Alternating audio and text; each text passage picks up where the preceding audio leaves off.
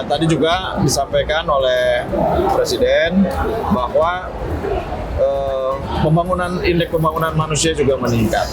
Nah ini di akhir periode disampaikan supaya kedepannya justru lebih meningkat.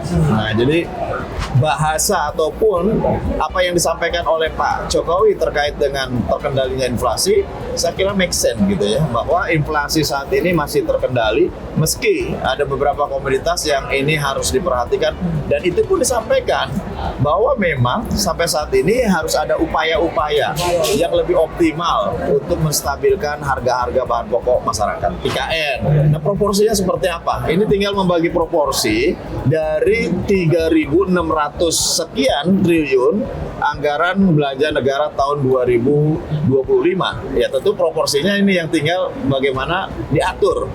Acara yang sudah lama diacarakan pada akhirnya tidak dapat memenuhi untuk kehadirannya, baik pada waktu pembacaan nota APBN hari ini oleh Presiden.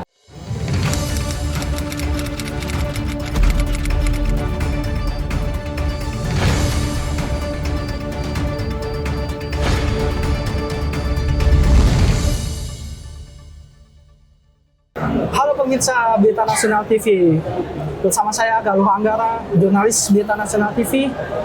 Saya sedang berada di Kompleks Parlemen MPR, DPR, DPD RI dalam sidang tahunan MPR RI dan sidang bersama DPR RI dan DPD RI.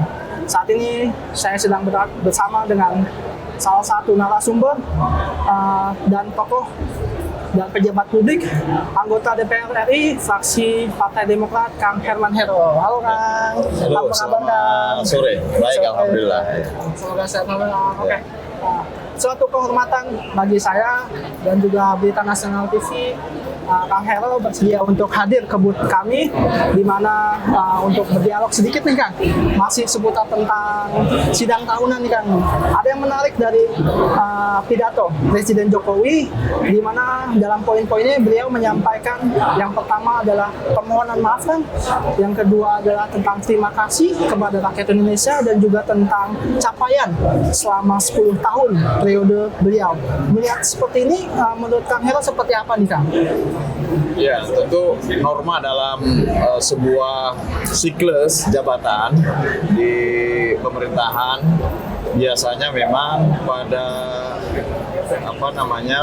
rapat tahunan terakhir itu menyampaikan, selain tentu menyampaikan hasil evaluasi dari perjalanan selama pemerintahan setahun ke belakang, bahkan di tahun terakhir biasanya selama masa satu periode diangkat kembali ya butir-butir pentingnya.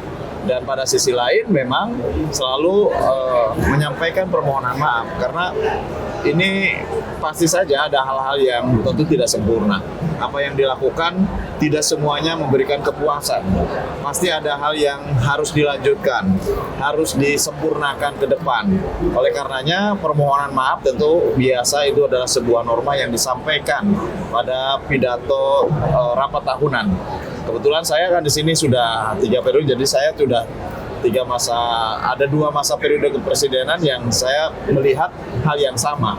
Oleh karena ini bagi saya adalah sebuah norma yang disampaikan oleh Pak Presiden, tentu untuk meminta maaf kepada seluruh rakyat Indonesia jika ada hal yang memang belum tuntas.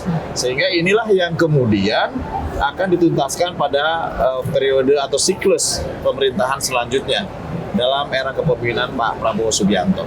Mengenai capaian nih Kang, Ya. Pak Presiden Jokowi juga memaparkan capaian selama 10 tahun. Melihatnya seperti apa sih Kang? Ya kan ada kelebihannya tapi ada kekurangannya, dan tentu misalkan pada sisi pembangunan infrastruktur ini kan luar biasa gitu ya, panjang jalan tol, kemudian konektivitas dan lain sebagainya, tentu ini menjadi kebanggaan kita bersama. Bahkan pada tingkat tadi ada capaian untuk misalkan nilai tukar petani dari 115 dinaikkan menjadi 120. Artinya petani bisa mendapatkan benefit 20% dari setiap usaha taninya gitu.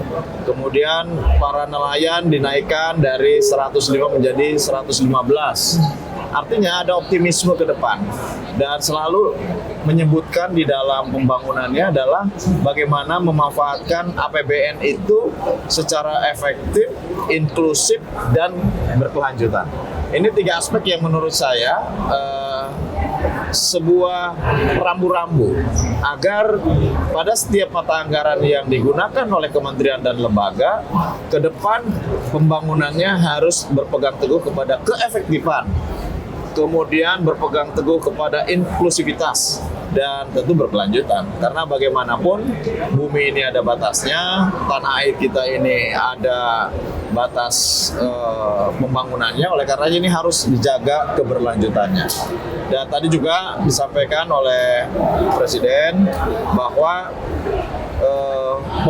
indeks pembangunan manusia juga meningkat. Nah, ini di akhir periode disampaikan supaya kedepannya justru lebih meningkat. Nah, jadi Pak Prabowo ini harus betul-betul mempersiapkan dari tangga yang telah dicanangkan oleh Pak Jokowi. Bahkan sebagai masa transisi ya, dari mulai program hasil evaluasi di sidang sesi 1 tadi, kemudian dilanjutkan pada sidang sesi 2 terkait dengan nota APBN, kita dapat melihat bahwa memang perspektif anggaran yang tadi disampaikan oleh Presiden itu lebih kepada basisnya adalah anggaran transisi, lebih terbuka untuk bisa mengakomodir terhadap visi besar, misi besar dari Presiden selanjutnya yang akan dilantik pada tanggal 20 Oktober. Oke, terkait agenda sidang tahunan kali ini menarik, ada agenda tentang penyampaian pidato RAPBN ini kan. Untuk masa peralihan Presiden terpilih Prabowo dan Gibran. Menurut Kang Hero ini untuk negara ini fokus mana sih Kang yang harus diutamakan dalam masa transisi ke kepemimpinan ini sih Kang? Tadi disebutkan memang yang tidak pernah terlepas dari setiap tahun pidato. Saya selalu mengamati pidatonya setiap tahun, bahwa yang tidak boleh terlepas itu adalah pembangunan pendidikan, kesehatan, kesejahteraan rakyat. Ya, ini 3 aspek. Maka tadi secara khusus disebutkan untuk subsidi pangan itu untuk pembangunan pangan, bukan subsidi. Untuk pembangunan pangan disebutkan bahwa dianggarkan 120 triliun. Dan ada 2 hal yang tentu tadi juga disebutkan secara khusus, bahwa untuk pembangunan infrastruktur pun itu juga untuk pembangunan infrastruktur kesehatan, pendidikan, dan konektivitas.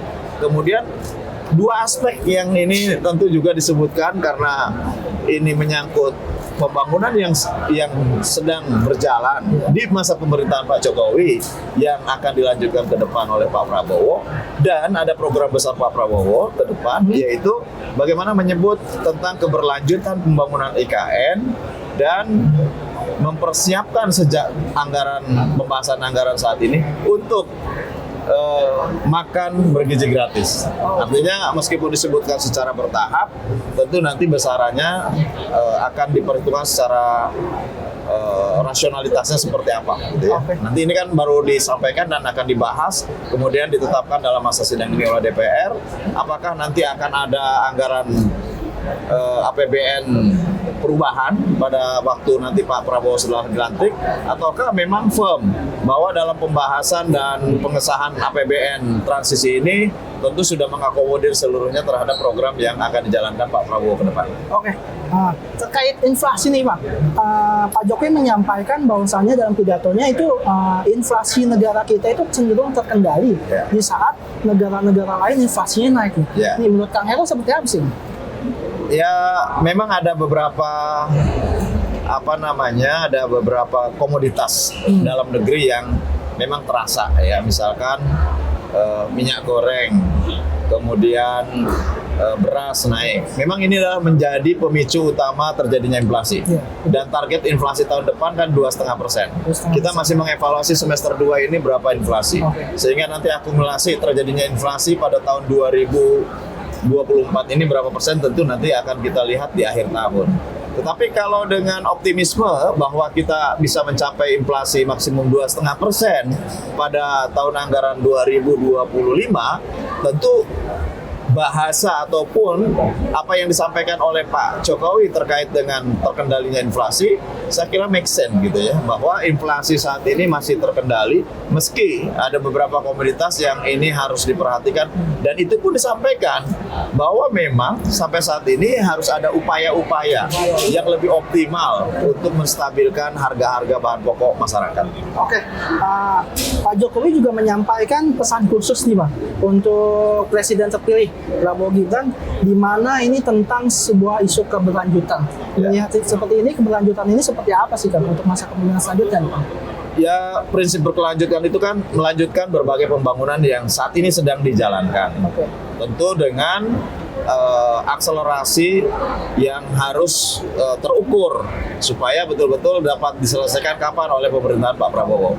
Tetapi kalau melihat apa yang tercantum di dalam dokumen Astacita, dokumen pembangunannya Pak Prabowo ke depan, sebetulnya masih selaras gitu ya dengan apa yang saat ini dijalankan. Memang ada targeting yang berbeda. Misalkan untuk membangun skala rumah sakit di seluruh kabupaten di seluruh Indonesia. Ini berbeda dengan target pembangunan rumah sakit yang saat ini dijalankan oleh di pemerintahannya Pak Jokowi. Kemudian tentu yang menjadi program utama Pak Prabowo adalah makan bergizi gratis ke depan, karena multiplier efeknya besar sekali. Selain bisa memberikan nutrisi dan gizi yang cukup bagi anak-anak bangsa ke depan, kemudian bisa meningkatkan peran UMKM, bisa meningkatkan pertumbuhan ekonomi di daerah, dan ini bisa menjadi sumber pendapatan. Selain tentu ada target-target capaian di bidang pangan, misalkan diversifikasi. Ini akan bisa tercapai dengan pola ini. Nah, tentu ini anggarannya besar.